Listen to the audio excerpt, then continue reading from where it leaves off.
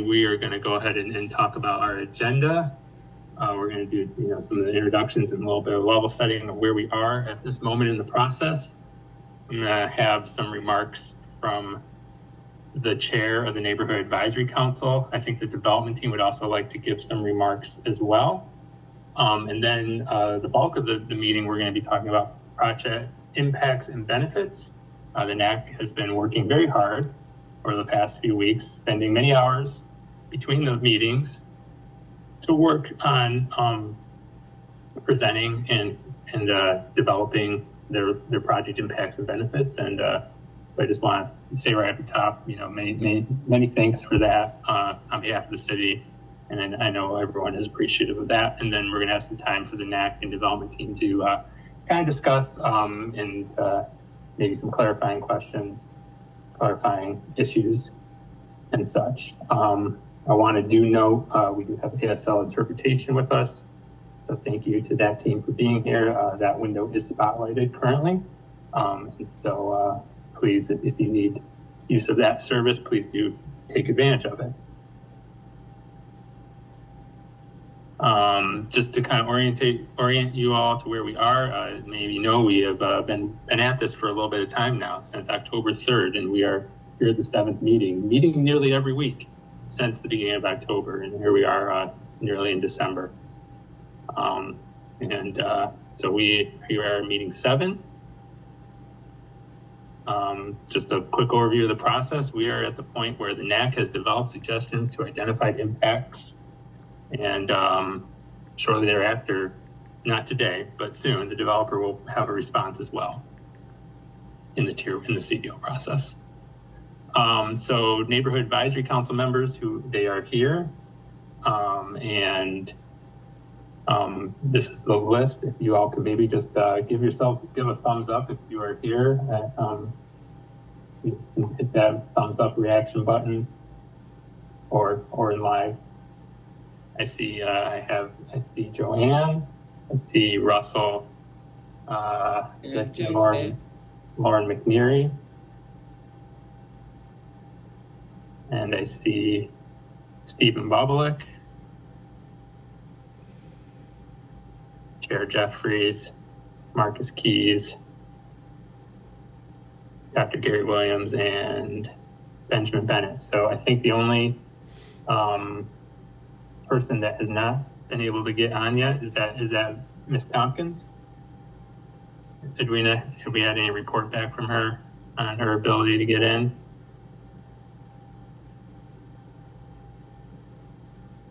She has the details, so I guess she's just trying to get in. Okay, I'm keeping an eye out for her. Hopefully she'll be able to get in. I'm speaking with her right now. Okay, great. And whether she, we did send her the panelist link, whether she uses that or she uses or registers and gets in, we'll make sure that she gets present as well. So thank you to each of the NAC members.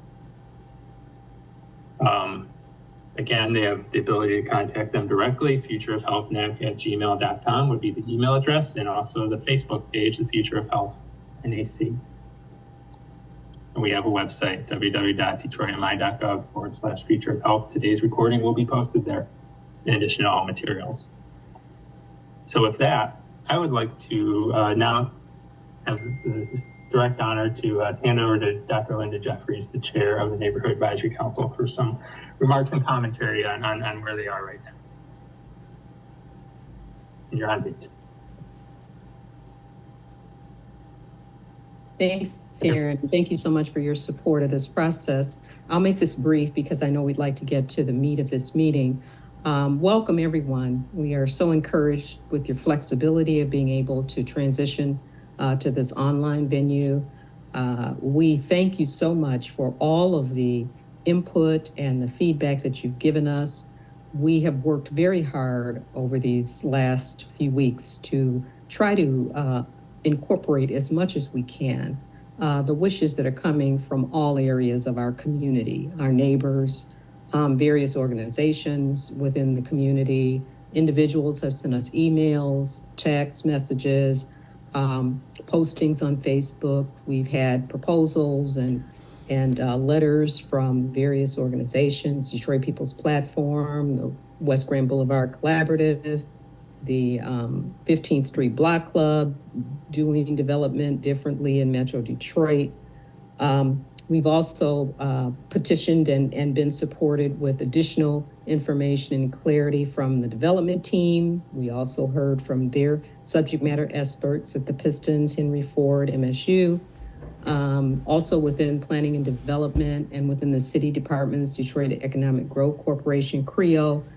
We just are so pleased to be able to look at how we've incorporated many of the aspects of what we heard and learned from you. We had a lot to go through. And as you would imagine, with 9 different minds and a diversity of opinions, there are some times where it takes a lot to reach consensus. So we think we've done a pretty good job of that. And what we'd like to share tonight are the results of our discussion of the impacts and the benefits with Future of Health Detroit. And so we submitted our list to the developers, which we're going to work from. We're going to ask that members of the NAC would share a high-level summary, a couple of minutes on each area, because we want to get to the time of the agenda where we can have dialogue with the developers and get to public comment. So, and I'll ask that the NAC members, as you unmute and we start to talk about your section, if you would just, identify yourself and, state your name and move forward in that way. So that's all I wanted to say. Aaron, you mentioned that the development team wanted to make some opening comments as well. Yes, that is absolutely correct. Before I go to that, just 2 quick notes. I want to note that we have been joined by NAC co-vice chair Vanita Tompkins. Looks like she's in successfully. I see someone has their hand up in the audience. Just know that we will have public comment at the end of the agenda. So it's okay to have the hand up now, but it will be some time before we get to you. So thank you for that. And with that, I will hand it off to representatives from the development team. Thank you, Aaron, and thank you to Dr. Jeffries. I am Denise Brooks-Williams, and I am one of the members of our development team with Henry Ford Health, but very proud to be a part of the Future of Health team. And I wanted to just open by thanking the NAC. I think Dr. Jeffries has done an amazing job of giving me overview of the tremendous amount of work that's been done. We have received the impacts and benefits list from the NAC recently, and we are working through those. We are excited tonight to be able to be in dialogue and discussion with them. Very appreciative. I see 104 people on the call, so very appreciative of the community's continued engagement and what we obviously are incredibly excited about, right? The Future of Health is intended to be just that, an opportunity in the community to expand our footprint from a healthcare delivery perspective, from a research perspective, memorialize our relationship with Michigan State, and from a housing perspective, provide options for those in the community. So we will not belabor the evening, but we certainly wanted to extend our thanks to the NAC for the hard work that they've done to get us to this point. And we're looking forward to partnering and trying to come up with something that is a common way for us to move forward. Great. Thank you so much, Denise.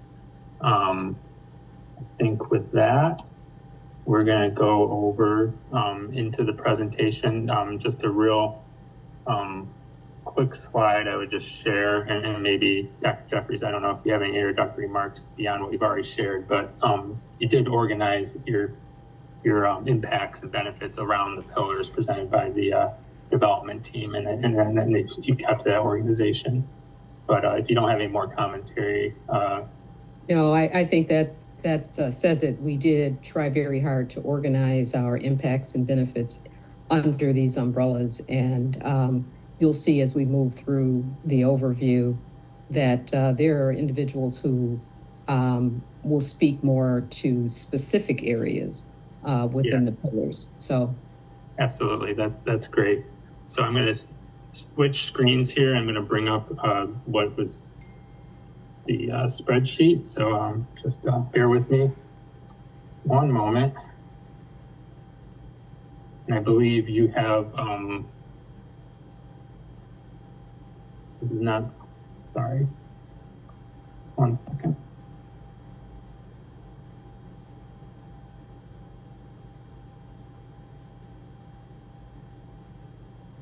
Okay, I think you all should see what looks like a spreadsheet. It says Future of Health Neighborhood Advisory Council identified impacts at the top. Yes? Great. And I believe the NAC has identified people to present on each of these. And I think what we're going to try and do is, because it is an extensive list and we want to get to the dialogue part, as Chair Jeffries mentioned, a high-level overview, and I think we're going to try and keep around, 5 to 7 minutes in each of the different pillars, so that we can move on to the dialogue part. So this first part is we're going to ask Joanne Adams and Marcus Keys to provide an overview of the housing for Detroiters. Yeah, so I'll start it out. So our first impact is about ensuring that affordability of housing is available for all Detroiters, especially for families and seniors. So just going through a couple of the benefits, we're looking to increase the number of affordable units to 30%. Then we give a number, which obviously that number could change with an increase of 2-bedroom units. So we wanted to stick strong to that 30%. And then as we move down, we'd like to see half of those affordable units be 50% AMI, the other half be 30%, with at least 20% of the affordable units being 2-bedroom. So just kind of moving those numbers around and setting aside 20% of all the affordable units to seniors, accepting Section 8 housing vouchers, ensuring that the parking rates for the affordable units are at the same rate of the unit for that person's income. And then we'd also like to see the affordability extended to permanent and providing opportunities for one-person households to choose between studio and 1-bedroom affordable units, and 2-person households to rent at 2-bedroom units for the affordable rates. Lastly, for that part, we do have a benefit of a $1.5 million per year to an affordable housing trust fund. During the period of the brownfield tax reimbursement period, at least half of the funds would support affordability within the impact area. As we move down to the next impact of provide support and resources to address issues of homeless youth, we'd like to see an annual contribution for the length of the tax payment to local government agencies and nonprofits that serve youth experiencing homelessness and or develops housing for use in the impact area. We also, we'll talk more on accessibility as we go down, but just another point, another benefit of having the developer work with an accessibility consultant or agency to implement universal design standards in all spaces, trying to shoot for above ADA, since ADA is the minimum standard. So we'd like to see the development team work with those agencies. And then Joanne, I think you were going to do the next impact. Yeah, I was just going to do like a brief introduction. It was like we've been striving for community benefits that provide housing that's safe, accessible, and affordable for the majority of residents in our community. And so these community benefits that we've got through here are rooted in racial equity and strive to improve the quality of life for the neighborhood's majority Black, majority poor, and working poor residents. The top concerns that we had from the community I was receiving was preventing taxpayer subsidized displacement, preventing gentrification, and the preventing of use of public money for private benefit. So from that, we've got the areas that Marcus has already gone through, and then there's other areas. Not those ones. Got to keep up where I am. I had a PowerPoint, but it was agreed that we would run through the spreadsheet this way. So bear with me a minute while I get my order right. So the areas that we were looking at on these sheets is to an increase within the project area of senior housing. Oh, that was covered earlier. Sorry. Support for more senior housing with a contribution, $1 million contribution for the duration of the tax abatement. A displacement cost mitigation fund is in there somewhere, I believe. A rental assistance program, so that it's very similar to schemes that are done by Live Midtown and Stay Midtown.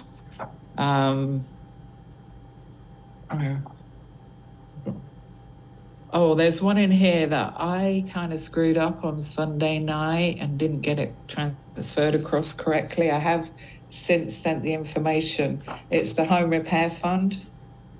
Should actually be reading 10 million a year for the duration of the tax abatements.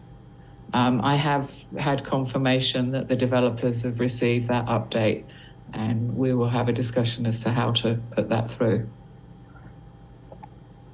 I think, does that cover all of those? Have I got them all? Like I said, I'm jumping between bits of paper here. So anyway, in conclusion, these are big asks from the developer, and we're making big asks for the community. Public tax dollars really do need to be used for the public good, and that's part of the purpose we're here. All these benefits, they seem like really big numbers, but they can be paid for by billionaire developers, and they can realize a profit still. It may be a little bit less than they were, but to mitigate the impact to the community, they could accept a little less profit. Also, just to point out, Henry Ford is a non-profit hospital and is required to provide community benefits as part of its tax-exempt status, and such benefits are not limited to hospital care only. And I'm happy for anyone. I'll put my email address in the chat if anyone wanted to ask me any more questions about this. Okay, thank you, Joanne and Marcus. We want to talk next about employment, and that's under the pillar career. Is that what's next? I'm sorry, healthcare, finest healthcare for Detroiters, I'm sorry. And so we're going to ask the co-vice chair, Vanita Tompkins, if she would lead the summary and overview of this pillar.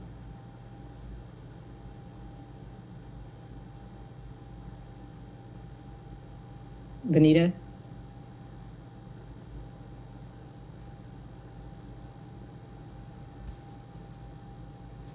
I can't. It looks like she's off mute, or she was. Vanita, can you provide the summary for the finest healthcare for Detroiters?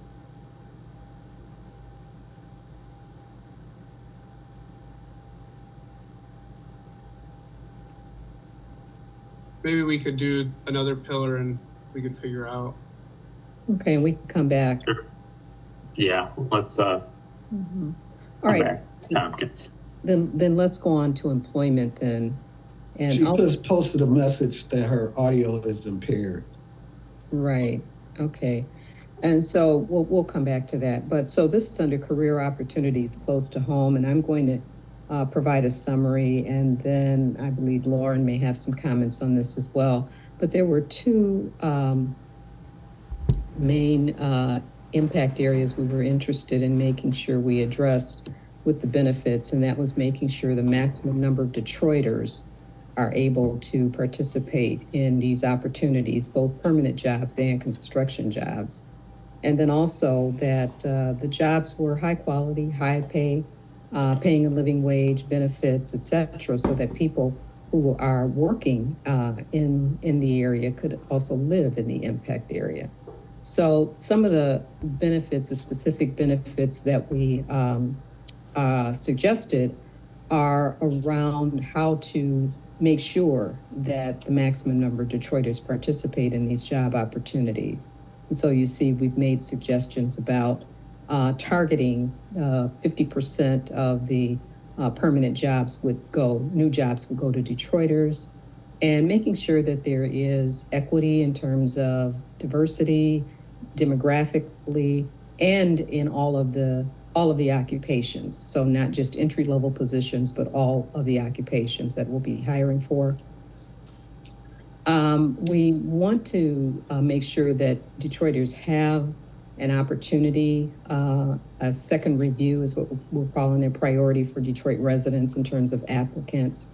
First review for Detroiters and then second review after that, so that there is some preference for people who live in the impact area and in the city.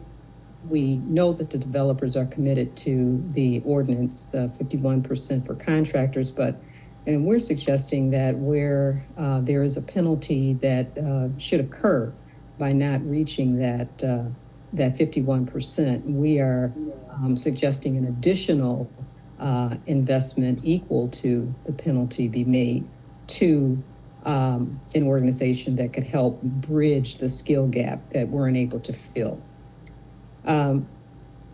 We also are interested in making sure that there are programs and strategies that will help build the skills around technology research and especially medical jobs, and that also the employees within the partner organizations have access to these career advancement and pathways. We want to look at ways to enhance the jobs pipeline strategy that has been implemented with between the Cancer Center and West Grand Boulevard Collaborative. We'd like to build some more accountability into that, and then ban the box in terms of not using criminal background to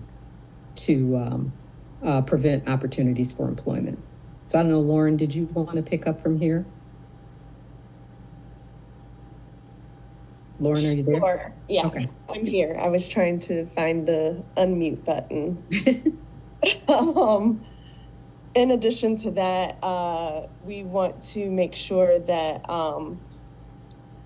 in the development of the workforce, that any internships are paid opportunities. So we're suggesting that there be a creation of 50 paid internship opportunities that will eventually lead to full-time employment for Black college and graduate level students. And then we're also requesting that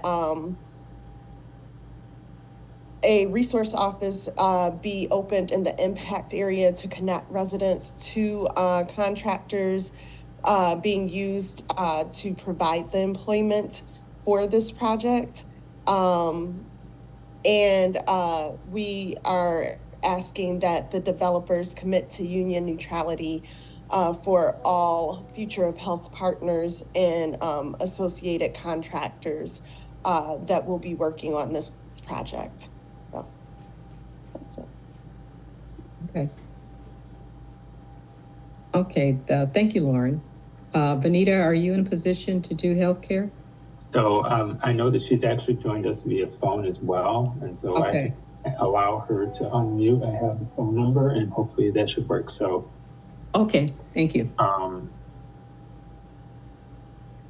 Oops. Hello, everyone. Hi, Vanita. Go ahead. Hi. Yes. For the finest of healthcare, I was trying to also show myself. Maybe this will help.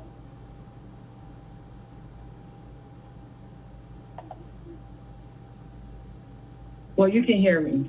I don't know if you can see me enough. You can hear me. Hello, everyone, and to the community. Vanita Tompkins.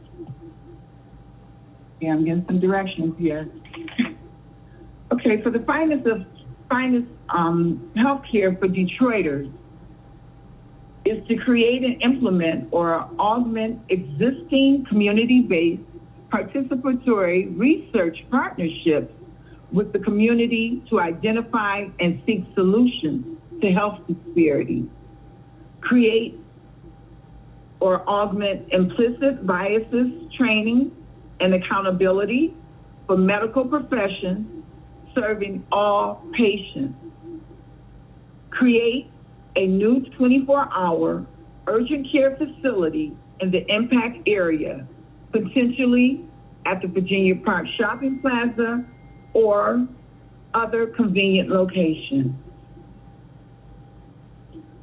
Provide or enhance within the impact area specialized services for youth, seniors,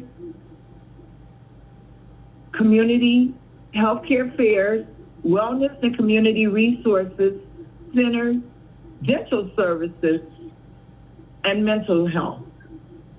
Invest in a community mental health counseling facility.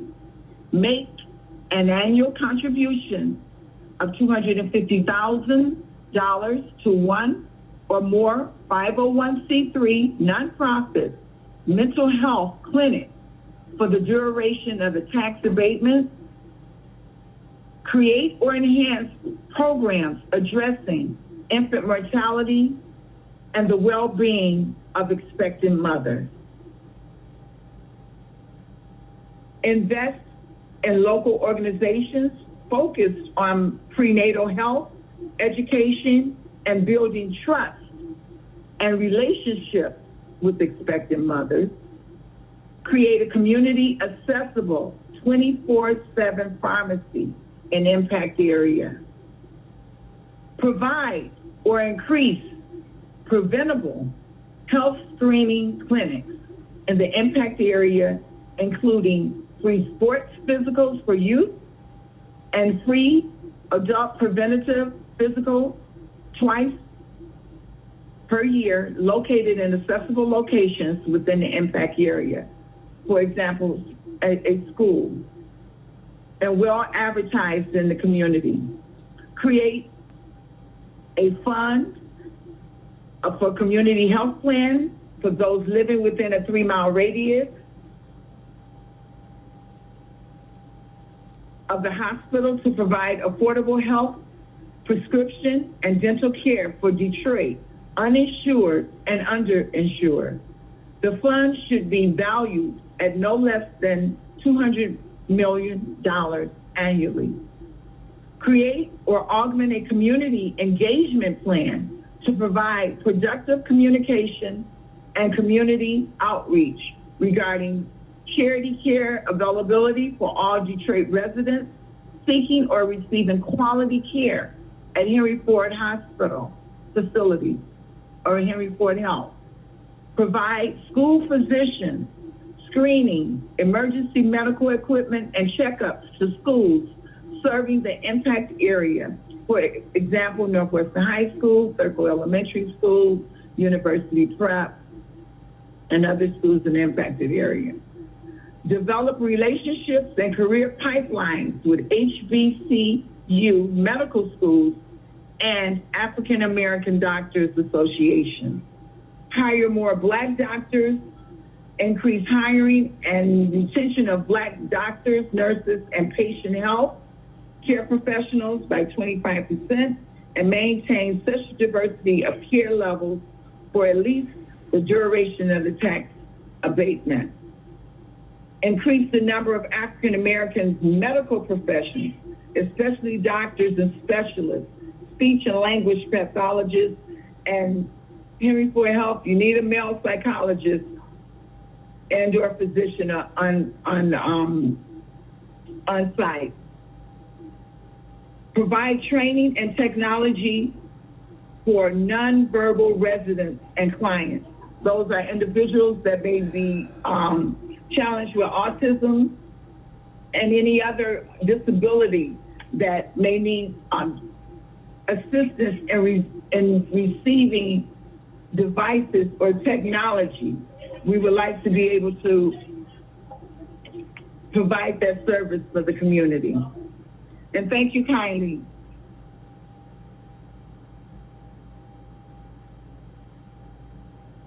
Thank you, Ms. Tompkins. Thank you.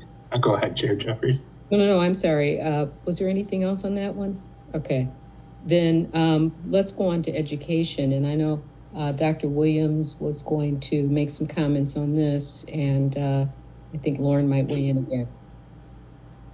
Okay, we want to make sure there's a pipeline that's either increased or developed. We believe that there are some that are available that would help to transition young people into jobs in the area at the three major entities, Henry Ford Hospital, Detroit Pistons, as well as Michigan State University. So we want to look at partnerships with Detroit Public Schools, Community District, unions, and with City of Detroit and other entities that might be in our impact area. We want to make sure that our students are engaged and that they are experienced to the facilities, the new facilities that are there, so that they might be familiar with it, and that it be normal expectation to matriculate into higher education and also into the world of work. We want to make sure that the sentiment is backed up with annual financial investment and curriculum investment in the schools in the target area, increase what's happening at Northwestern High School, Thurko Middle School, Frederick Douglass Academy, University Prep, and other schools in the area. We want to see 100% reimbursement to Detroit Public Schools, Community District for all annual tax captures. And we also want to make sure that the development entities donate to and work with local nonprofits, the City of Detroit Public Library, to host accredited STEM-related classes within and near the impact area. Can you move down a little bit, Aaron? We want to create and augment programs and resources, make sure that students have technology available to them, technology training and high-speed internet access, etc. We want to sponsor subscriptions to local publications, provide maintenance and infrastructure to repair the neighborhood library on West Grand Boulevard. It's called the Duffield Branch. And again, 100% reimbursement to Detroit Public Library for annual tax captures. We're hoping that, we want Michigan State University to provide scholarship and mentorship programs for local students and zip codes. And we want to provide a free membership program for Detroit youth between ages of 12 and 18 and mentor no less than 50 youth per year during the duration of tax abatement. We want to create and augment programs that provide support for parents of college-bound and technical-bound students. Lauren, did you want to add anything here? No, I think Gary covered everything. Thank you. Okay, well, let's go on to the community building pillar. And I believe Stephen is going to start out there. Great, thank you, and thanks to everyone on the meeting today. Within the community building pillar, we've taken really a very broad approach and targeted a number of benefits and sort of mitigations across the development and focused on a lot of priorities in the neighborhood. So first, we're really interested in ongoing engagement with the developers around the community benefits that we agree on, including quarterly updates and ongoing engagement with the community. And we'd like to see, as CREO monitors and holds the developers accountable to the benefits agreed upon and the timelines, opportunities for financial benefits to the community if some of these are not met or extended.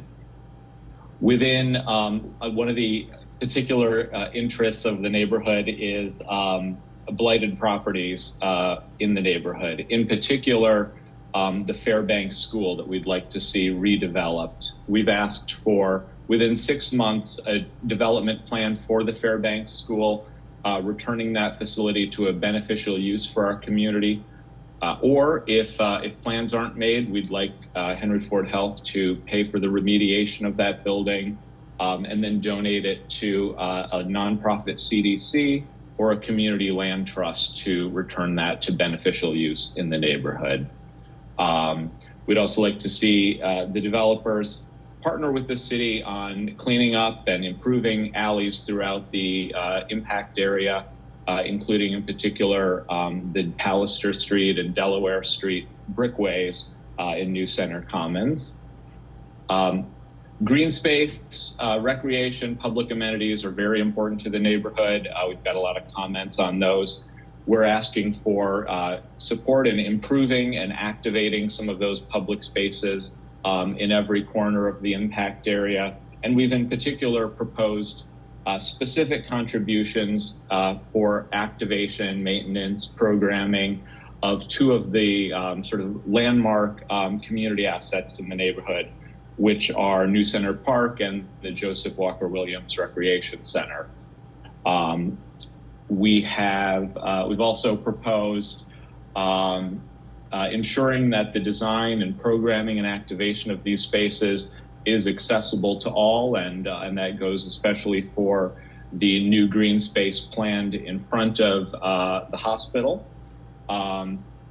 We're interested in seeing warming and cooling centers and facilities, public showers, bathrooms, drinking fountains for visitors and residents in the area. We'd like to see support for existing community organizations serving the impact area. We know that Midnight Golf is moving into the neighborhood. We've got Detroit Parent Network, the Black United Fund, the Pistons wheelchair team, Can, all doing important work here, and we'd like to see that supported. We're also interested in seeing affordable senior adult day services, and we've asked for specific contributions to support that work in conjunction with nonprofits already serving the neighborhood. We'd also like to see the developers support the public safety of the impact area through nighttime patrols, call boxes, that kind of thing throughout the impact area, and in particular in areas that are prone to crime. Within healthy food access, we're asking for support for local community gardens and local growers and cooperatives to have opportunities to do business with the developers. And we're asking for support for residents of the impact area to be able to access the services supported by the Detroit Food Commons and the newly or the underdevelopment Detroit Food Co-op that a lot of us are very excited about. We've got a large section here, I won't read all of it, on construction mitigation. The neighborhood is very concerned about how our lives and livelihoods are impacted during the long period of construction. And so we'd like to see proactive communication and a really robust engagement plan from the developers to make sure that we're aware of construction activities and that we have a means of quick contact when things aren't going well or there are some significant impacts that are causing problems in our lives. Obviously, we're interested in a comprehensive construction mitigation plan that addresses all of the quality of life things that may come up during construction: dust, noise, vibrations, construction vehicles, street and sidewalk closures, pest control, allow hours of construction, light pollution, the fencing and screening, all of those things as well.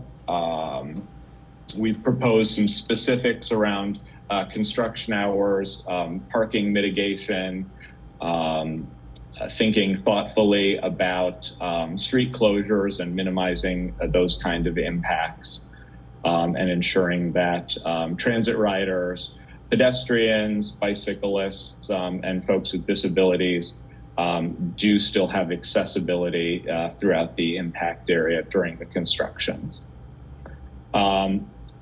Thinking about the building and site design, we'd like to see the developers strive for a standard above ADA and aim for universal design. And we've asked that the developers work with a third-party agency, a consultant, or another agency to look at compliance with ADA at a minimum, implementing universal designs for folks with disabilities, and incorporating prevailing best practices for accessibility and visitability throughout the campus.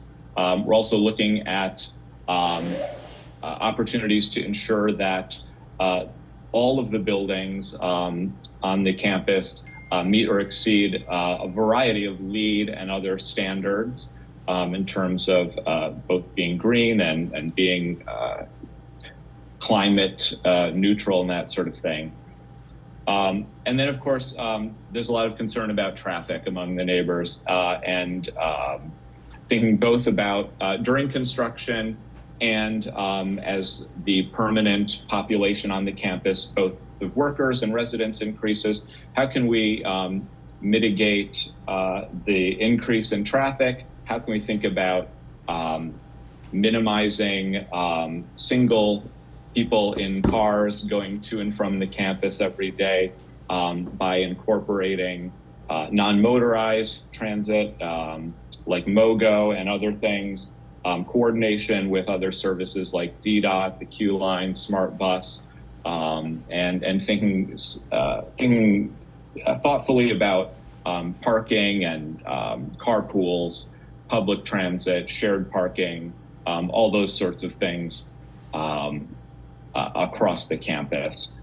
And then, and I think I covered, and then of course, during operations, minimizing and reducing the impacts of just the large development on the neighborhood in terms of access, traffic, parking, environmental impact, disposal of medical waste in an environmentally friendly manner, and then looking at recycling and composting programs across the campus in all of the buildings. And then I think I covered, you've got some LEED certifications, that kind of thing proposed, reducing the carbon footprint and stormwater impacts across the development, looking at a net zero energy standard, where can stormwater be managed on site, EV charging opportunities, all towards a goal of zero waste across the campus. And with that, I think I will hand it over to Russell to talk about business support. All right. Start the video. Let me turn my video on. Hold on 1 second. Okay. So with the local minority and women-owned business support, we asked some developers to commit to 30% of project spending during pre-construction, construction, and permanent operations for Detroit-based and or minority and women-owned businesses. Create or expand a streamlined or preferential procurement process for Detroit-based minority and women-owned businesses with a preference for those based in the impact area to do business with developers. Establish a fund of at least $250,000 to provide financial support through grants or marketing support and or additional vending through pop-up opportunities to impact area businesses impacted by construction. Secure and provide 20% of new retail space for local or minority/women-owned businesses serving the impact area. Provide affordable or subsidized retail, commercial, etc. rents discounted 50% below market value for local minority and women-owned businesses across the campus. Provide support for attracting new local or minority/women-owned businesses, grants white boxing space, facade improvement grants, low interest business loans or grants, marketing, pop-up/vending opportunities on or near the future of Health campus. Create, fund, and transfer Henry Ford High School's vacant parcels with remediation costs to a community land trust to provide permanent affordable business space for entrepreneurs. Set a target spending goal to support Detroit, African American, minority, and women artists, and local art organizations like Urban House Gallery, and procurement of indoor and outdoor art for the future of Health campuses. And I believe that's it. Okay, thank you, Russell. I think this last section, Ben was going to take us through the economic sustainability. Sure. Hello, everyone. I'm here to speak about the economic sustainability. So my goal is to provide the community with a long-term goal of autonomy, excuse me. And I will like to ask relevant team to provide and support funding for impacted residents to have immediate funding for local or district-wide concerns and issues that affect them at their discretion and scheduling. This could be done by investing an annual contribution to the community investment fund between $1 million to $2 million for 3 to 5 years, as well as adding an annual profit sharing of 0.05% of the developer's profits for the duration of the tax abatement period. These programs can be for any number of issues that come up currently or decades down the road. The main goal was to leave the community in a better position to do for themselves through the decades, because this developer, they would be benefiting from this project for decades to come. So in this case, this allowed the residents of the impacted area to do at their will that best serves them. Such like when COVID came through, a lot of communities had to wait for the government to take weeks to come and do something. It's things like this that allow current residents in the community to be able to address the issue as quickly as they wish at their discretion with what they find important at the moment, as well as any other kind of development they wish to do as they see fit as the land value goes up. So it's a wide range of how such a community investment fund can benefit residents and generations behind them from the lifetime of the community. So when you look at these requests, please keep that in mind. That's the reason why I'm asking for it. Thank you. Thank you, Ben, and thanks to everyone on the NAC for going through this. This is an exhaustive list of benefits, but certainly represents what we see as the needs here in the community and what the community has told us they need. And so what we want to make sure you understand is we work together on all of these and pretty much agree that these are the benefits that the NAC wants to request as a body.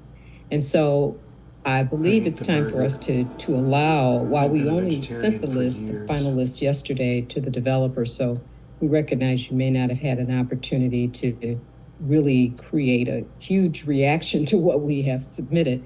But we do want to allow some time for your initial reactions, questions, or comments you may have on what we've shared tonight.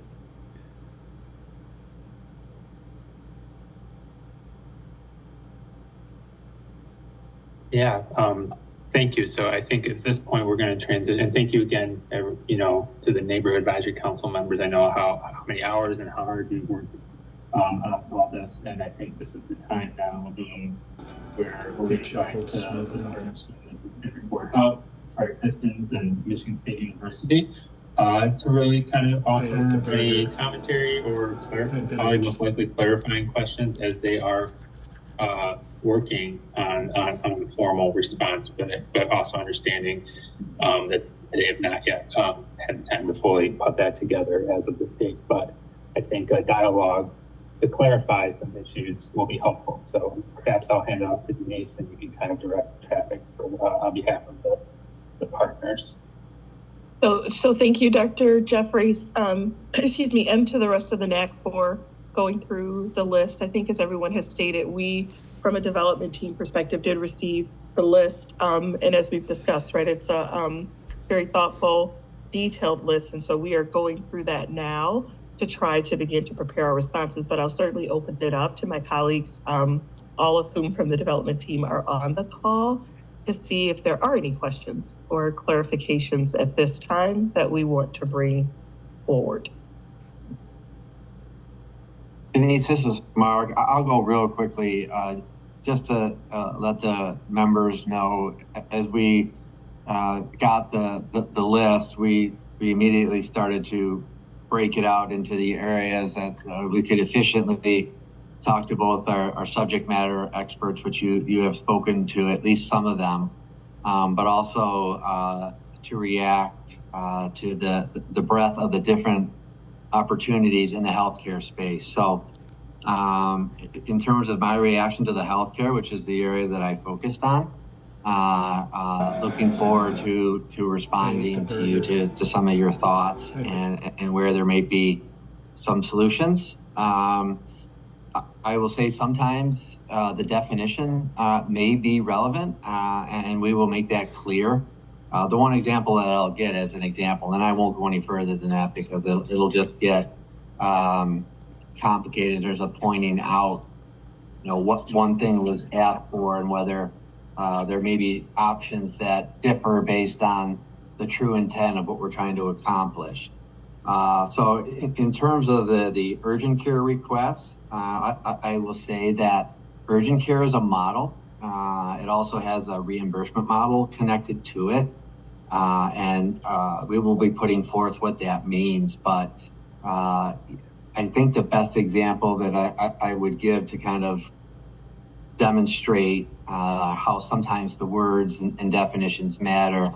When Ms. Tompkins asked the other night about workforce housing and why it was being described as that, I thought that was a great question. I didn't know the answer to that. I hadn't heard that or understand why, but you may remember Rich from the Pistons pointing out that is a federally defined designation. So it's a definition rather than a descriptive word of what the housing would look like. Urgent care, in a little bit of the same way, means different things and the types of services that would be required to put in that. It's different than an ER, different than a clinic. So kind of determining what type of the services that the community feels like they need most will kind of direct that part of the conversation. Looking forward to it. I will provide what that means in some detail so that then we can begin to talk about if the solution is something other than, the public health code defined healthcare. Great. If not, and that was the services that we provide or the industry provides in urgent care was exactly the need. We can discuss it as well, but looking forward to the process. We've got a lot of people turning this around as fast as we can. And if there are questions for clarity, I don't have any tonight. We will pass those through the city to get to you. And as you look at these as well, and you need additional or want to provide additional content or questions, we're happy to continue to do that. So that's the Henry Ford on that section. It bleeds a little bit into the career pathways as well, but same discussion. We are working hard to get you thoughtful responses as soon as possible. Thank you, Mark. Does anyone else have any clarifying questions that we can offer to the NAC based on what they shared? I think the good news is, we're working in the pillars, so we've got some familiarity, with the large categories. I think we're just digesting some of the specifics, obviously. So I don't want to have, okay, I see Rich came off, yep. Yeah, I was just going to echo everything that Denise and Mark and Aaron said, and thank everybody on the NAC for all the time and effort and work that's went into this and all the thought that's went into it. It's certainly a very thoughtful list. And as you heard from everybody else, we're digesting it, we're working through it, and we look forward to coming back to you guys soon. And Denise, I might offer a couple of comments as well. Absolutely, Norm, yes. MSU, as you would expect, is focused, not solely, but focused largely on education component. I just wanted to offer my compliments to the committee in terms of the effort and thoughtfulness that went into those. We've already engaged the dean of our College of Education. MSU has 17 colleges. One of them is dedicated to education. It's one of the top ranked programs in the country. The dean of the college lives in Detroit and is very interested in helping us. So we're working on this. Don't have specific responses, as I said in the moment. It's a lot to go through, but we're excited to engage and really make a difference with the educational opportunities across all ages in the impact area. So looking forward to that conversation. Thank you for your great work. Thank you, Norm. And Denise, if I could just quickly jump in, just from an engagement perspective, another thank you to the NAC. Arlene and Stefan and I have been since February in the community, boots on ground, listening to residents, talking to students in the area, talking to senior citizens, and for you all to be able to take what has taken us close to a year, right, to go out and talk to the community, for you to be able to do that in this short amount of time, it shows your commitment to the city, it shows your commitment to this work, and it shows your commitment to the impact area. So as Stefan always says, and I happen to steal it from you, Stefan, I'm a resident first, employee second. So as a resident, I just want to say thank you for your time, for your efforts, and for all that you've done, because it makes all of our lives better when we are able to work together in this collaborative spirit. So thank you all so much. And we can't forget Compass Strategies, who have also been with us along the way. And so thank you all. I know we're not done yet, but we've reached a major milestone, and we couldn't have done it without your partnership. So thank you. Thank you, Barry. Okay, anyone else from the development team have a clarifying question or comment? All right, I think, Aaron, I will turn it back over to you or Chair Jeffries. Okay, thank you. And so, to Edwina, sorry. No worries. Well, thank you so much for the dialogue. I believe the community benefited. The community benefited from hearing from the NAC as well as the response from the development team. If there is nothing further from Chair Jeffries, we'll go into public comment. So before we do that, I'd like to defer to Chair Jeffries just to make sure that there are no final remarks from you or members of the NAC. Thank you so much, because you're driving this now, so you're the host. And but thank you for that, and thank you for the feedback and the comments from the development team. I noticed that there are questions in the chat. Questions in the Q&A and hands raised. So I'm not sure how you want to proceed with addressing those. Absolutely, thank you. And so with that being said, we will now begin the public comment portion of this meeting. So for those who are attendees, in order to participate in public comment, you could either use the raise your hand feature if you're on the Zoom app. If you are on a phone, you can press *9 to raise your hand, and then you'll be acknowledged in the order in which you're called. And I see some folk already beating us to the punch. And so with that being said, Keith, if you could pull up the screen and we can begin the public comment portion of the meeting. And I see we've been joined by Aaron as well. I'm back. Apologies. Technology will always fail you at the worst possible moment. So I'm sorry for the discussion that I missed. But no worries. Carried on just fine without me. No worries. So we're beginning the public comment portion. And so with that being said, our first speaker is Reverend Roz Bouyer. Thank you. I'd like to make a comment for the record. I would like to bring into this space the over 33% of Black mothers with small children being forced to live within their cars because of the exuberant cost of housing. Contrary to what we seem to believe, the AMI that is being used as a placeholder in the city of Detroit is not working. It is not a tool that is benefiting those who are most impacted and most vulnerable. Because of that, I would like to ask that 1.5 million be placed into the Housing Trust Fund over a lifetime of the abatement, so that we can make sure that we provide and have affordable housing for those who are most impacted, recognizing that luxury apartments will not take care of their needs. And that's exactly what these are luxury apartments. And our most vulnerable in the community will not be able to access them. Brightmoor Connection Food Pantry sees over 2,700 families a month. And in this pantry, we are a small nonprofit.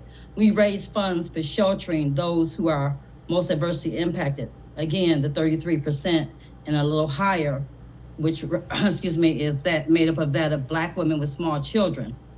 If we can raise money for that to create shelter, provide shelter, and to create sustainability in their lives, surely we is nothing short of us to ask for these three partners to come together and be willing to put that money into the Housing Trust Fund.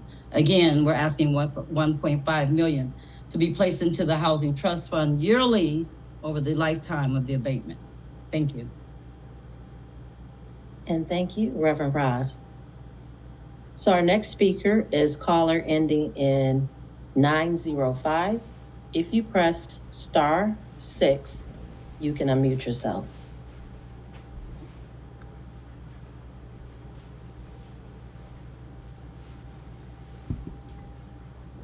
Again, caller ending in 905.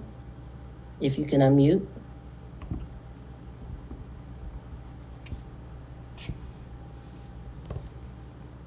I wonder if that is actually Ms. Tompkins.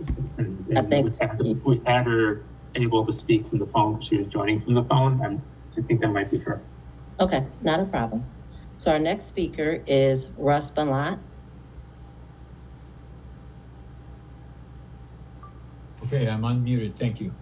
I would like to say the city's developing an unfortunate habit of disabling chat, which allows us to do comments when people are doing presentations, say positive things or, make observations, and it restricts community. And I hope that won't be a future practice. I want to say that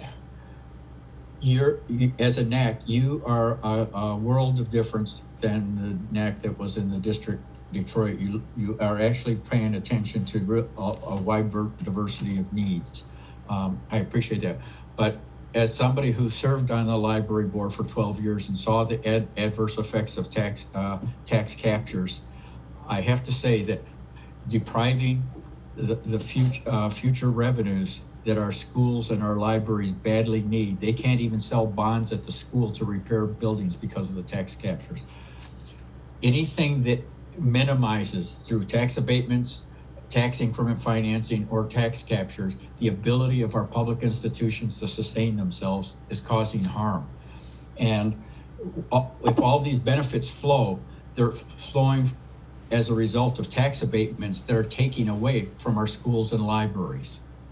So it's a transfer, and it's not a gift to the community from the developers.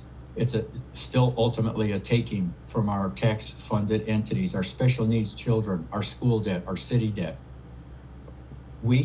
I'm asking for an abandonment of tax benefits for projects that don't return anything directly to the institutions. And I heard what you said about the schools and the libraries, but I know they're not going to approve it because they sabotaged it in the past. I wish I had more time to explain. Thank you for your comments, Mr. Ballant.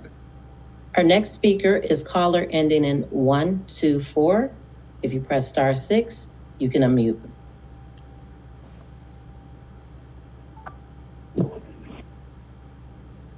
Yes, good evening. May I be heard? You may be heard. Restart our time, please. Okay, yeah.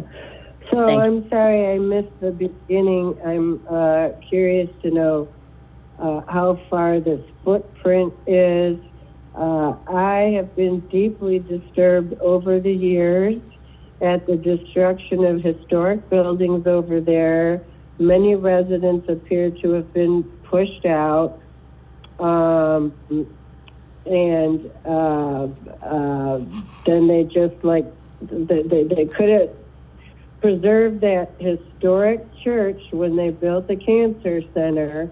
In my opinion, it just ruined a lot of historic West Grand Boulevard, and it could have been built around that church and used in an interesting way. So I am deeply concerned about the residents that have already been pushed out.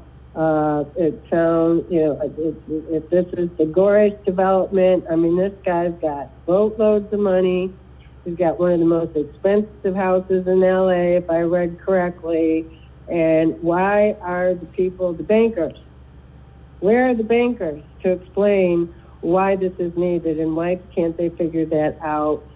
And you know, I'm all about any historic preservation, but there's already been a bunch of destruction. And frankly, I think the city lets the charter be violated on the regular by not preserving historic Detroit. I think it's a huge mistake for the future, and it is now, and it's causing a lot of tension and grief for a lot of people to sit there and watch their city get destroyed. It just feels like low intensity warfare.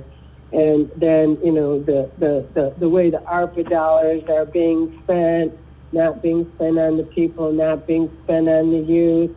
I mean, when they did the Pistons deal, we got a repave of the basketball court over here. We didn't get another basketball court. We got a repave of the basketball court. So. Thank you, caller ending in 124. Our next caller is Halima Cassell. Good evening. May I be heard? You may be heard. To Chair Jeffries and the entire body, I just want to say y'all are doing an amazing job. Literally, your group has considered so much and reflected back so much of what we need as a community. I want to say thank you, and please stick to your guns. We need urgent care and an asthma clinic. I have sent you reports from the NIH and Michigan Department of Health and Human Services, and I'm happy to send them again. Asthma is on the rise. We need to be able to access emergency, non-emergency, but urgent spaces in our community. A community health plan, we can reopen Fitness Works, or we can invest in Walker Williams Center. I heard that. $10 million a year for home repairs in the impact area for the length of the abatement. Support for renters, $1.5 to the Housing Trust Fund for the length of the abatement. Commitment to a community land trust to secure future housing and green space.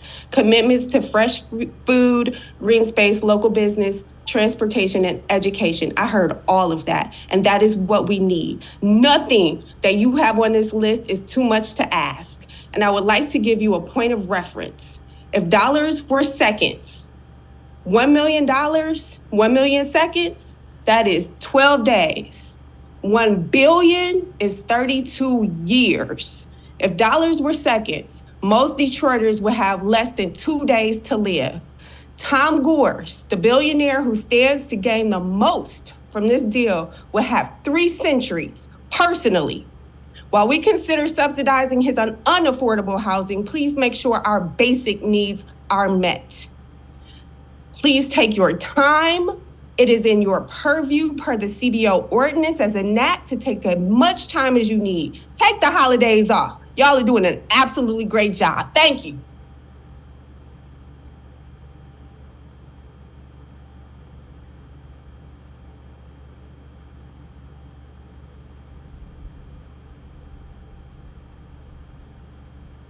Edwina's still with us.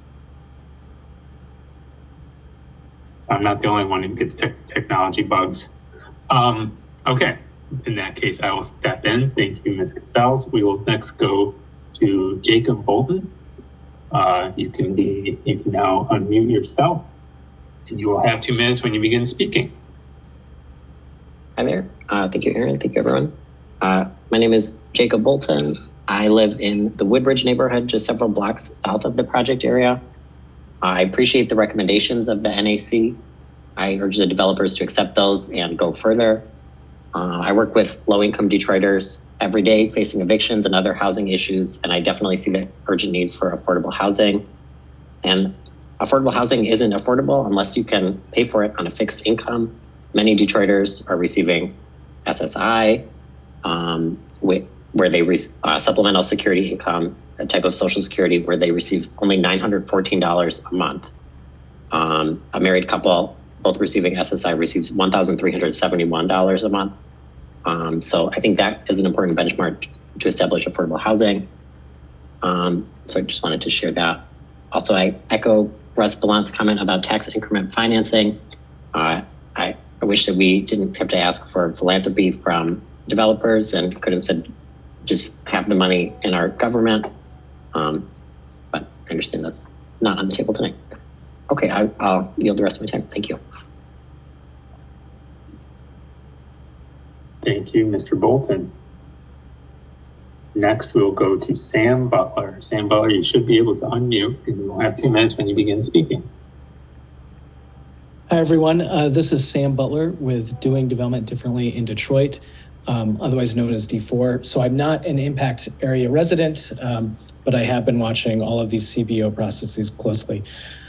I just want to publicly thank the NAC. I echo what Halima said. You guys are doing an amazing job, and it is very clear that you conducted a lot of engagement, took a lot of comments, and have successfully incorporated them into your list of requests. So thank you. I especially appreciate how you are making requests that approach a multifaceted benefits package, right? Like there's a number of affordable housing things in there to make sure that people can stay in the neighborhood. You are asking for job training and local hiring to make sure that local residents can stay in the neighborhood and then get a job. And then you're also asking for community investment funds and community wealth building opportunities to make sure that residents are the ones benefiting from that development. So thank you for your hard work. And I really just want to encourage the developers to seriously consider many of the really great ideas in this list. Thank you so much. Thank you, Mr. Butler. Next, we will go to Theo Pride. Dr. Pride, you should be able to unmute yourself. And you'll have 2 minutes when you begin speaking. Can I be heard? Yes, you can. Yes. So, last meeting, we heard some really great stories from a few young brothers in the construction field and skilled trades about, how they've been economically improved and benefited from all the recent development in the city. I think it's extremely important to certainly recognize the positive of those lived experiences, that those type of success stories are real and should be applauded. But at the same time, we need to put things in its proper context, because the reality is that we don't see Black Detroiters on these construction sites. And the numbers back this up. The most recent study on this shows only 7% of construction workers in Detroit are Black, which is among the worst level of disparity in the country. So who really benefits from the construction jobs is overwhelmingly suburban white men. That's the reality. So it's great to see these young brothers advocating for their livelihood, but where are their comrades? Where are the real beneficiaries? Why have we not heard from the white workers who get 90% of these jobs? Why have they made these young Black men from the neighborhood the face of construction work when we know they are not? I think it's clear why, in Detroit, we know game when we see it. If we really want to help young brothers from our neighborhood, you do that by investing in their schools and libraries, not by disinvesting in public institutions to create a jobs program for essentially white men. So I'm really happy to see the NAC didn't fall for the game and made sure our libraries and schools won't be extracted from. I would urge the NAC to stay strong on this and make sure the developers commit to all the reimbursements that they laid out. Thank you. Thank you.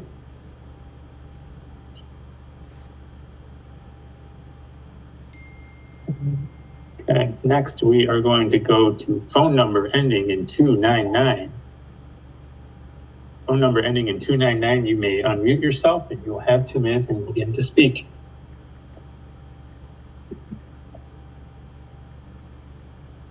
Again, phone number ending in 299.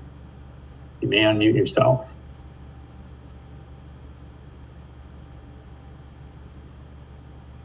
Okay, phone number ending in 299, going once, going twice. We will come back to you and see if you can get back on in a minute. Next, I am going to go to Marquita Reese. You may unmute yourself. You have 2 minutes. Thanks for taking the call. Can you hear me? We can. Yeah. I want to commend the NAC on the wonderful, extraordinary job that you all did. We need to consider the fact that these are considerations moving forward, that it is up to the ethical and empathy of the ones that are asking for the $3 billion in an abatement to literally put forth a good faith effort in moving the considerations forward, considering one of the larger entities have never contributed economically to the city of Detroit at all.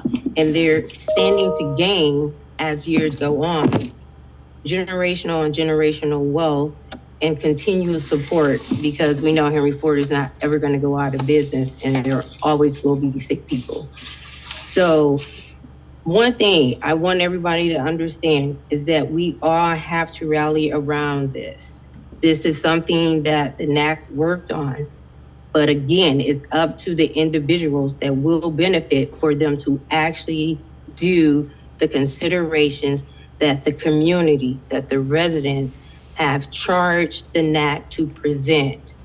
Remember, they have to look within their heart. They have to be considerate of everything they were given to move these things forward. And on that, I yield the rest of my time. Thank you. Thank you.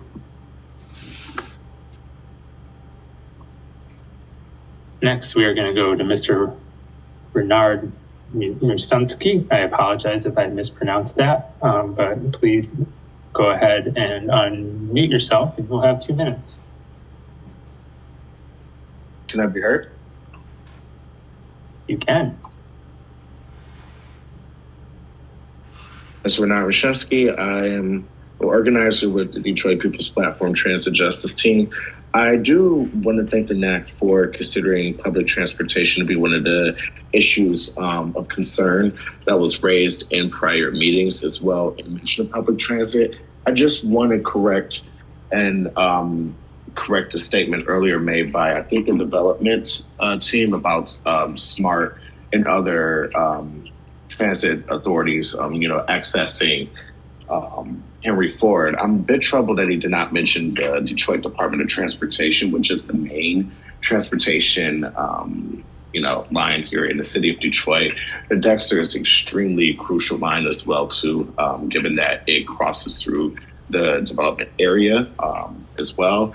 And a lot of bus riders do access to Henry Ford Hospital for their services. So it's really important that this development, especially on the medical side of things, is accessible to transit riders and those that are disabled as well too.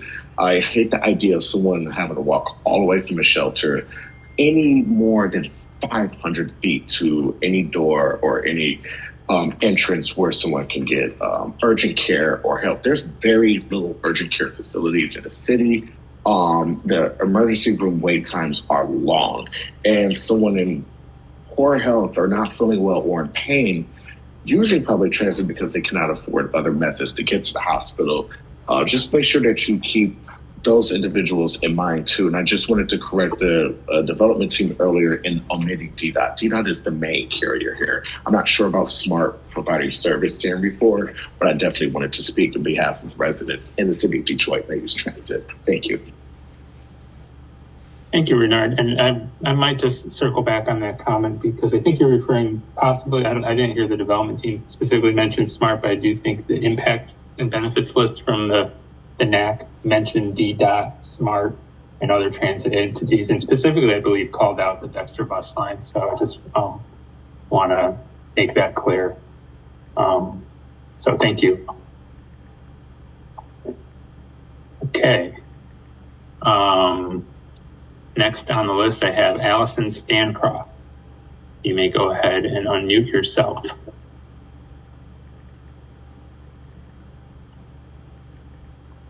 Can I be heard? You may. You'll have 2 minutes. Thank you for taking my call. I echo everybody in thanking the NAC for the hard work and the really forward-thinking work that you're doing and really digging into this. My question is actually short. I know that in the benefits category, early on in the today's presentation, there was talk of, you know, all of the different kinds of jobs, and I know union jobs were mentioned, and more recently too, by in the public commentary. I'm just curious if part of the NAC's plan is to hold the developers' feet to the fire to think about employing both for the permanent job category and then also the temporary job category of all sorts for union positions. And that's all I have. Okay, thank you.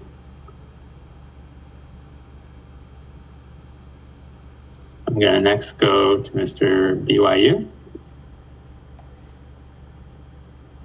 You can go ahead and mute yourself. Hello, everyone. Thank you so much for allowing me to talk. I just implore this NAC members to really, I live in the impact area, and I want to say that you have a moral duty to, like, the NAC is set up to focus on the impacted areas and to reduce the impact of this development and also gain benefits for the community. So I did the math of the 1.5 million per year for 30 years and divided by the population of the 3 census tracts. And that's about 7,500 per person for the entire 30 years. And then you do that divide that by 30 years, that's not a lot of money. I mean, and I'm not looking out for myself, and I'm more focused on the people we can help in our community. So as much as I want to broaden as much resources as possible for everyone in the city of Detroit, I do want to ask the NAC to focus on the impact areas because those are the people that are most impacted, and that's what the NAC is set up to do. And dividing like 7,500 per year by 30 is $252 per year. So again, not a lot. Every penny matters. I've learned to count my pennies in my life, but I will still say, like, focus on where you can do the most impact and where you can deliver the most good for our community. The other thing is I want to realize that a lot of our asks there's a lot of funding for it already, such as asthma studies. I think I'm looking at the NIH right now. There's funding for Henry Ford already for asthma studies. I was in a talk today, and they were already doing looking at placental inflammation markers to detect autism early on. And it was Henry Ford researchers. So also realize where there's already funding and research done in terms of healthcare. So with that, thank you so much. Thank you, Ms. Yu.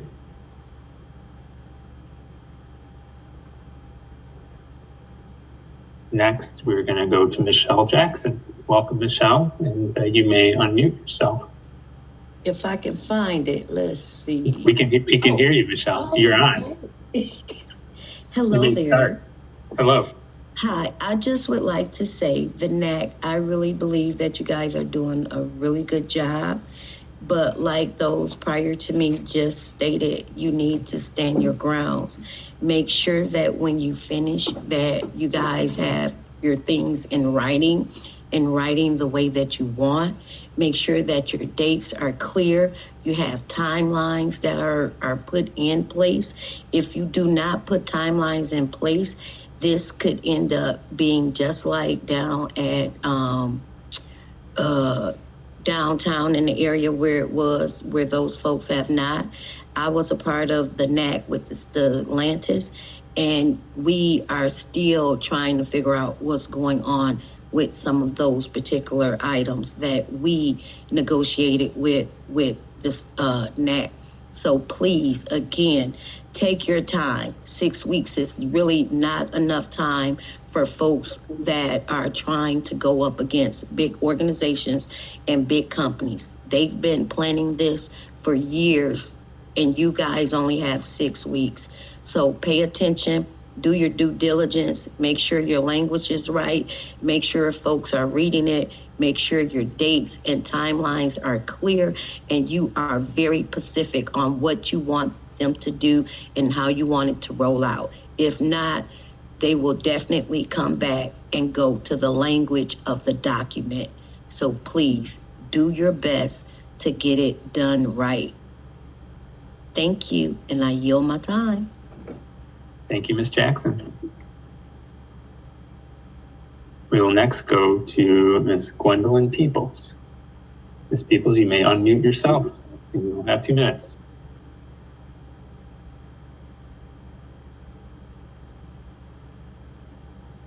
Ms. Peoples, are you there? Please unmute yourself.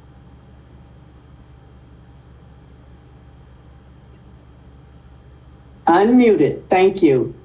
Gwendolyn Peoples with Detroit People's Platform. I just like to say, when big money is given to people who are struggling and needing a place to be, sometimes the guidelines hurt more than they help. People needing help or wanting help, you reach out to us, but because guidelines, as the lady before me said, are not put in place properly, then people don't receive what they're supposed to. After the first 4 or 5 years, things seems to dwindle with most of our people who are receiving any kind of help from those who are pouring money into our city and they're not receiving it properly. So please make sure that all of what you are saying that's gonna help people, it's in writing, it's in black and white, and we can refer back to it when people are in need. Thank you.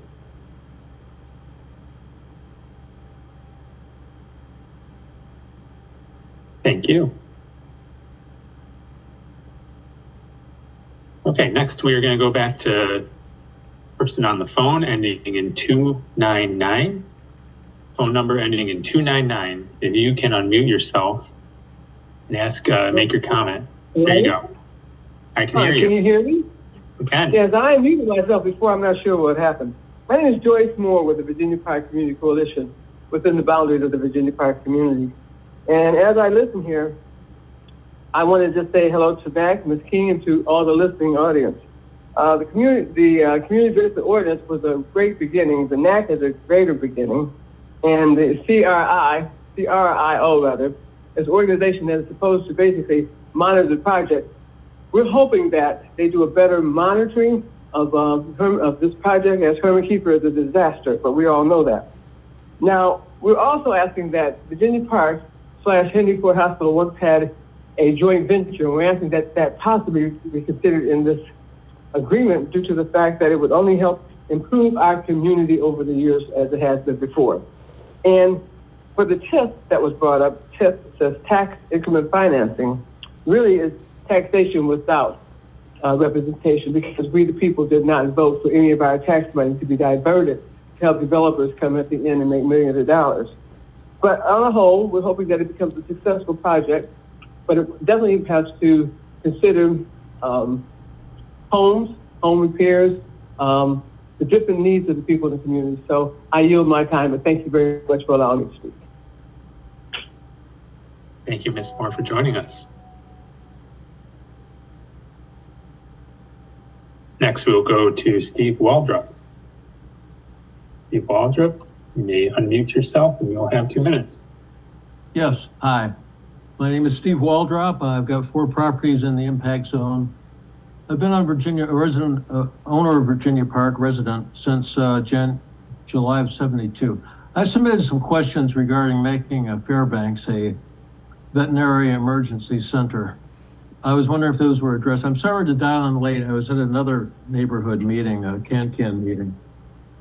And I don't want to be redundant. So were those comments addressed? So I believe there the NAC did submit some requests regarding Fairbanks School and returning it to a beneficial community use. I don't know if they got more specific than that.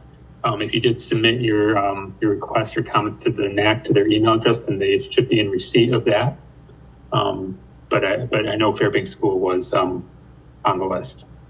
I can speak to that. We did receive your public comment on email, and I'm uploading it to the shared folder. Thank you. Yeah, it's I had a dog die. I tried to find an emergency vet. The Humane Society they're woefully inadequate. I was there Wednesday evening. They said can't do that. They sent me over. They suggested one in Hamtramck, what was anti-cruelty. I called there. They aren't open, and they said they weren't open until Tuesday. Come by and make an appointment. I had a female dog. She contracted uterus infection, pyometra.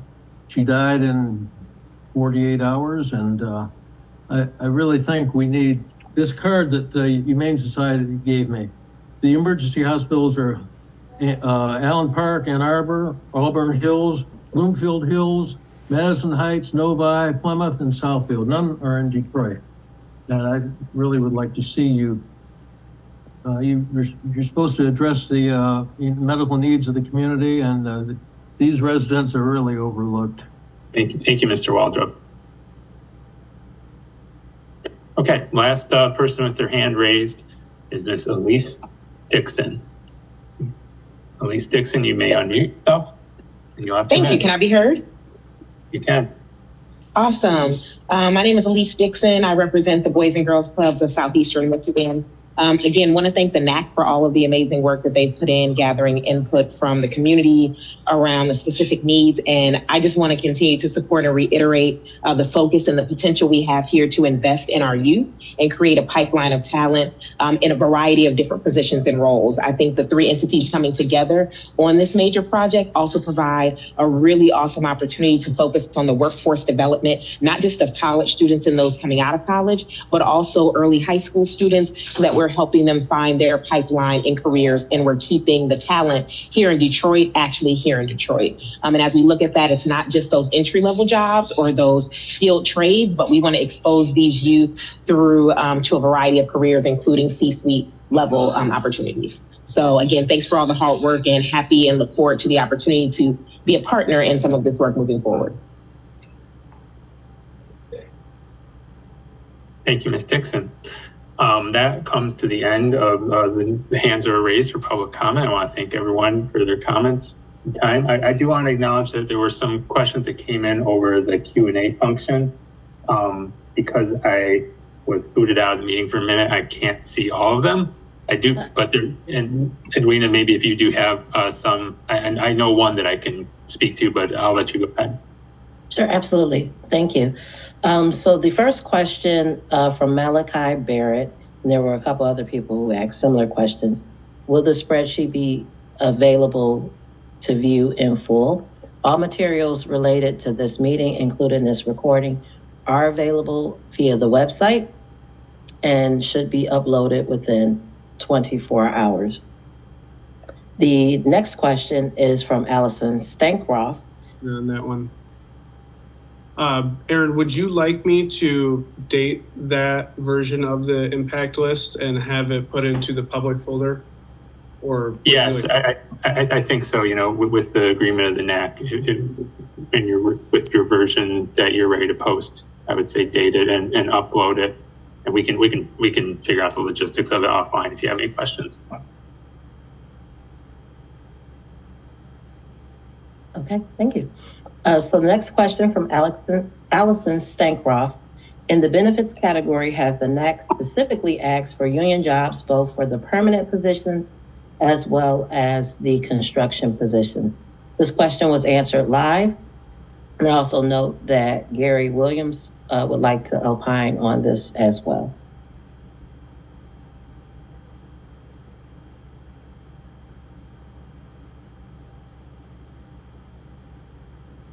Okay. Next, From Anonymous, would paid internship opportunities be limited only to Black college students or graduates, or can that be expanded to other minority populations?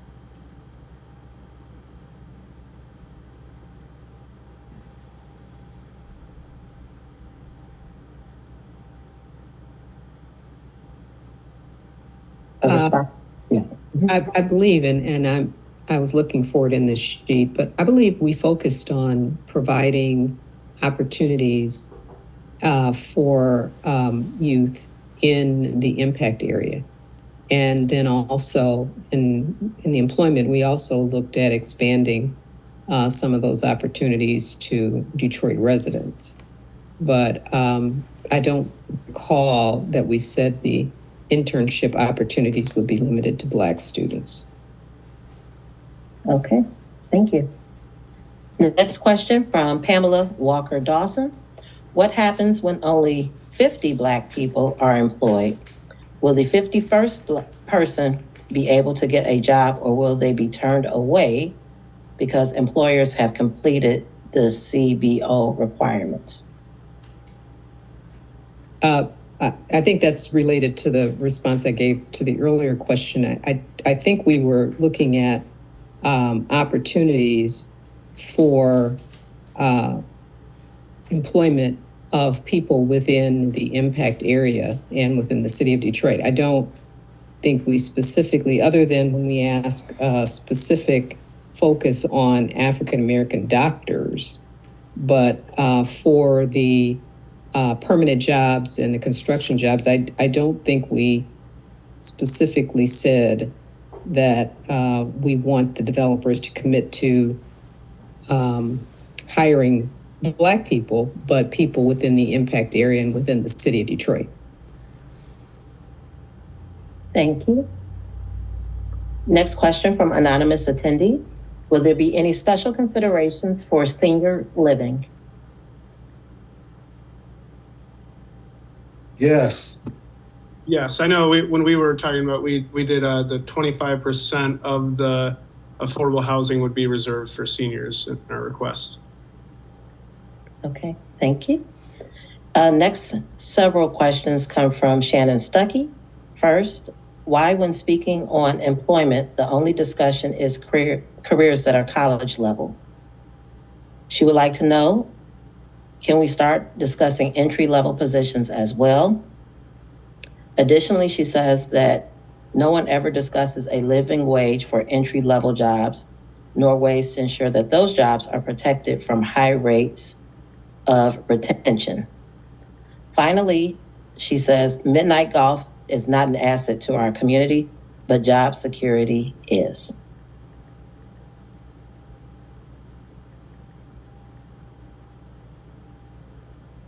If anyone would like to provide any additional. Midnight Golf is a program that helps young youth in the city of Detroit. And it starts with them in high school and takes them through a rigorous course of academic study. So the name Midnight Golf is somewhat of a misnomer, even though they do teach them the basics of golf, but they really do help to move them towards higher education. Also in our educational portion, we are looking at various fields in technology as I can attest to is very important, being a graduate from the Cass Technical High School, where I came out in air conditioning and refrigeration. So, and a lot of my buddies stayed in that field and moved on to do really well financially and professionally in the skills trades or technical trades. So that's definitely an option that we want to make sure that we expose young people to. Thank you. I might just offer an observation in response to that, unless Dr. Jeffries, you wanted to. Go ahead, Aaron. I'll just say, when looking, and again, we'll post a spreadsheet so everyone will get a look at it, but I do think the career opportunity section did reflect an interest and sensitivity to all job levels and all, from entry level to the highest paid jobs, and providing pathways for folks to actually move up that career level and get training in new skills. So I don't think it was necessarily a focus on only, high paying, high skill jobs versus more entry level jobs. So I'll just offer that observation. Okay, thank you. Next question from Shannon Stuckey. 2-bedroom units are perfect for a couple or parents with 1 or 2 children. Why aren't 3-bedroom or more units included in this affordable housing development? Many families in the area have more than 2 children in their homes.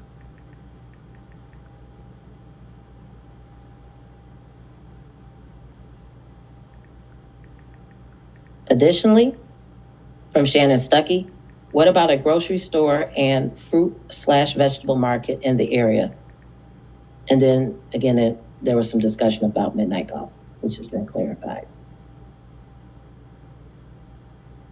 I know that when I was taking a look at the AMI for the different units, the development is not supporting 3-bedroom units or 2-bedroom units right now, and we haven't really heard a need from the community for 3-bedroom units.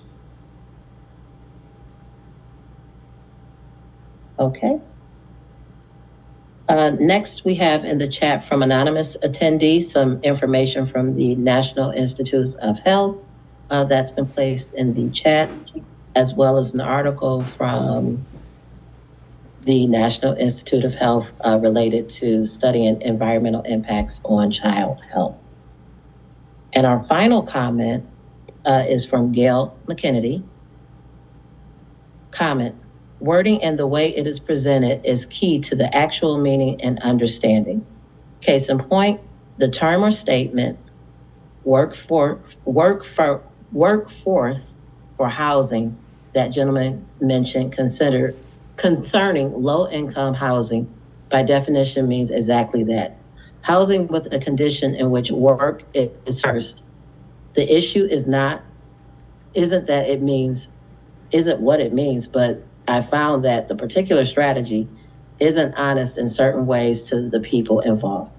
Wisdom understands and sees this for what it is. My point is, just be clear and honest on what plans are. Thanks to the NAC for your commitment to the well-being of the Detroit community. I apologize if I put this in the wrong communication space.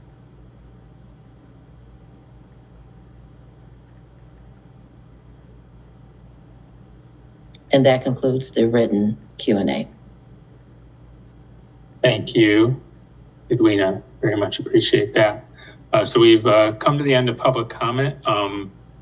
To Chair Jeffries or to the development team, I'm not sure if there are any final closing thoughts on and I can offer some context on where we go from here, but I'll leave it to you all for any final closing thoughts before we do bring the session to a close.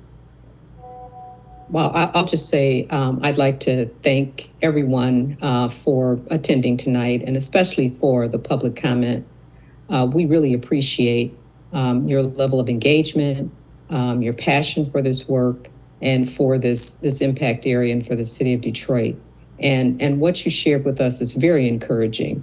As you probably know, this is a challenge, and to know that you're still investing your time and energy and thoughts and ideas into this process is very encouraging to us. So as we move forward, we urge you to continue to do so. We are still open to what you have to say and what you have to share. And thank you to the developers for being here. And we look forward to working with you as we refine our list and work together to settle on a benefits package. And I'll turn it over to whoever else might want to make some closing comments.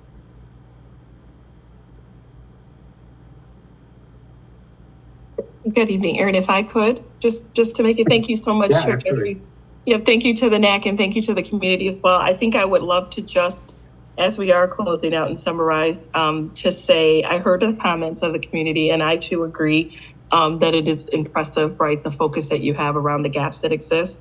I'll repeat, right, that I do think that the work that's in front of us is multi-organizational, and our 3 organizations are poised to be at the table and to partner with you. And I know that we will do our absolute very best to figure out how, to support the gap closing that is presented. And know, right, that we don't have judgment or concern with anything that's on the list. We just will have to partner with the NAC around how much of the gap we're able to close. The other thing I want to say, and I'll say this selfishly for the organization that I lead a significant portion of, we do desire every day to serve the community with the work that we do. And while we understand that we are going to be held accountable to do more than that as we go forward in this process, our intentions are around continuing to create value and be a good partner. We mentioned before, we've been here for 108 years. We love to be here for 100 more. And we would love to do that in a way that is going to close the gap on equity and disparities in healthcare. I would speak for my other partners. They're here, they can do it themselves, but I would say the same from our MSU colleagues. Their mission and purpose, right, is to provide education and research for our communities. And they are incredibly proud to be expanding that footprint in Detroit. And again, deliver high value each and every day. And through this project, hopefully we'll be able to do more. We've also talked in our presentation about our excitement of the Pistons returning to the city of Detroit and the value that they've had. This is their second CBO process. And so they are the seniors of this for us in terms of helping to guide us through how to get to a final position. And they too, extremely committed to what needs to be done. So I just think it's important to say that we see ourselves as a part of you, not separate and distinct, just because we're coming forward with our project. And remain really committed to working with the NAC on coming up with solutions we hope that will satisfy everyone. Thank you, Denise. Thank you, Chair Jeffries, members of the NAC. I'm just going to briefly share my screen as we talk about where we go from here. I know everyone's working very hard and expeditiously. I've seen the work. And you all continue to see the work. So big hand to everyone involved. I'll just note we are here. We have the next meeting scheduled for December 5th. You see that if necessary, we clearly see that it is necessary. So we will be meeting December 5th to continue this conversation and to continue to advance it. So please stay tuned and stay connected through email. I know many of you are on the email list. I know you can also reach out again, as I mentioned, to the NAC. By email, stay connected to them, the Future of Health NAC at gmail.com, the Facebook group, Future of Health NAC or Facebook page. As always, our website, as we've mentioned several times before, we put it in the chat, www.detroitmi.gov/future of health. So next week, December 5th, all things going well, we will be back in person at UPrep High School. I understand that they have been successful in fixing the building issue, so hopefully they'll be able to be back with our great hosts and see everyone in person again next week. And thank you, everyone, for your nimbleness and flexibility today in being able to show up in this virtual space together. I know I appreciate it as well. So that'll be at 610 Antoinette. And with that is the end of our program. I can't thank everyone enough, to the NAC, to Michigan State, Henry Ford, and the Detroit Pistons, my colleagues at the city. We look forward to being in touch again very soon. So I do not have anything else from my perspective. And I believe we can bid everyone tonight a good night. Thanks, everyone. Thank you. Thank you. Have a good evening. Bye-bye. Bye.